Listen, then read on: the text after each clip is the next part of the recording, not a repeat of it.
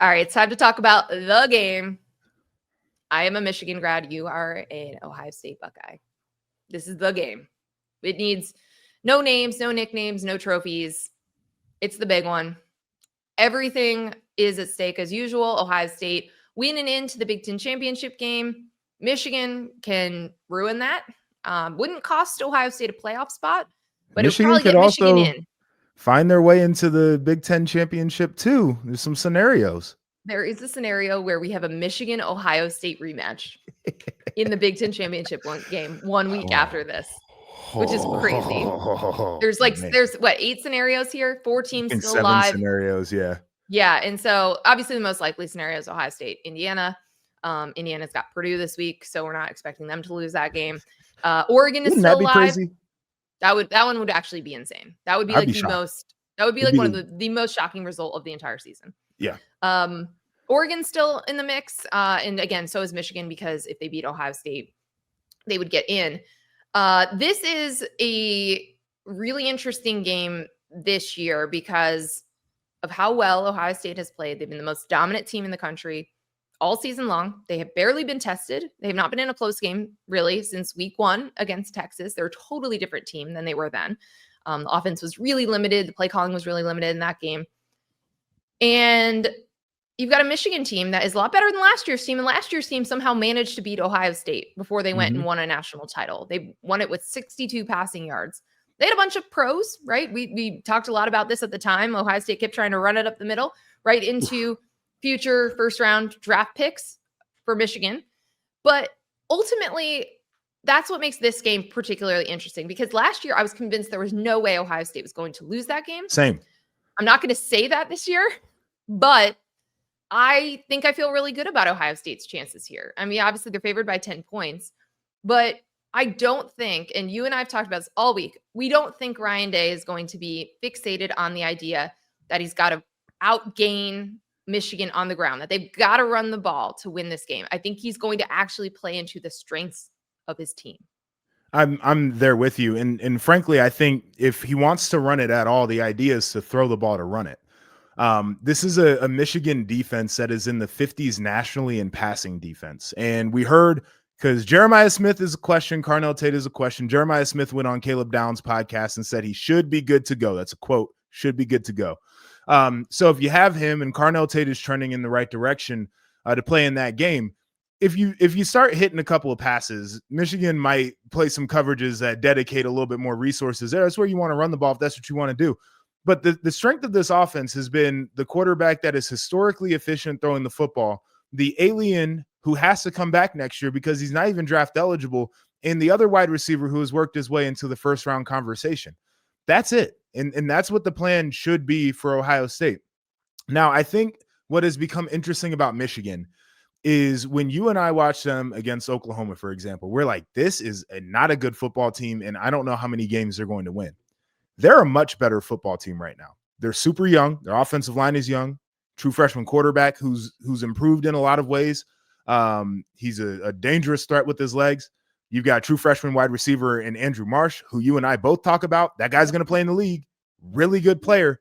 Right, in the running back room that's banged up, but they still got guys, and it doesn't matter who's touching the rock. Like, they're going to want to run the football.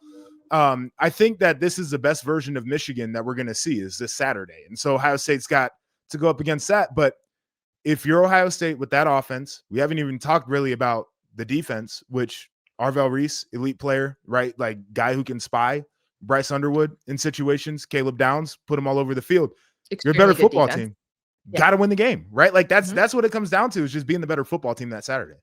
Yeah, and to see if Ryan Day can actually get through this mental block, right? Yeah. Because, he has approached this game, called this game, or allowed it to be called very differently than the way that they have played other big games.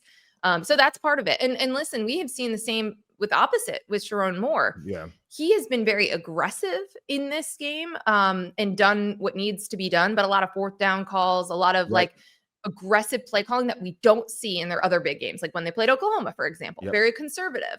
So there's definitely some psychological pieces to this on both sides that have led to this 4-game winning streak for Michigan. Can I make you make a pick on this one? Yeah, I'm going to make a pick real quick. Just want to say this about the game. People on social media have been talking about the weather forecast, and I I know, wanted to bring this up. Okay, it's a high yes, of 31 and it's going to snow. So can Julian Sand still throw it? yeah, I think they'll be fine. It was the thing that folks had made excuses about, unfortunately, a few years ago. I think the last time they were up in, or maybe 2 times before that, they were up in Ann Arbor, was snow. And what I saw from Ohio State in a home playoff game against Tennessee, where they were just bombing the football down the field, like, I'm cool. They can play in elements. They have to be mentally together. That's the only thing stopping them. Ohio State's gonna get back in the win column. I am talking myself into confidence this week. They're a better football team in a better spot. They made the mistake last year of trying to play a different game than what they do. I don't think Ryan Day's a dummy. I don't think he's doing that again. I think Ohio State's winning. And frankly, I think Ryan Day really wants this one. 10 points, they might cover that. I'm going to take them to cover it because I think that when you are trying to break some sort of streak or trying to get past something mentally, it's you got to do it big. If it gets tight, if it's a close game, all of the mental blocks, all of the, just the nerves, everything, the tightness comes into play. So I think they will win and they will cover because I think you have to win that way. It needs to be kind of therapeutic, cathartic. It needs to be a big win. And honestly, that's how Michigan snapped the losing streak as That's well. exactly how they did it. But And they had to do it that way, like you want to see dominant. Michigan fans leaving early. You want to see that thing clearing out early in the fourth quarter. If you're Ohio State and you're Ryan Day, Yeah, like, and you there's want to be no way to waving make a goodbye. decision or do anything out of nerves late in the Right. game to Right. lose it. You just play your game because the game is going that way. That's what I've got. So we will see. Also, by the way, the game that you're talking about with the snow, I was there. That actually snapped the streak. That was the one that Michigan won to snap the streak. So cannot wait to watch that one with you. We will see. It's always a great 3 hours with Joshua Perry. I He know. is. Nicole, I'll say this about Nicole. You're a good sport because other people who I could watch that game with that have Michigan affiliations would run their mouth way more than you do. And so I'm glad that if I have to watch the game with a Michigan person, it is you. Thank you. Also, last year I was just in shock because I couldn't believe what I was seeing. So that was part of the reason. I think we were both. Everything was a little muted.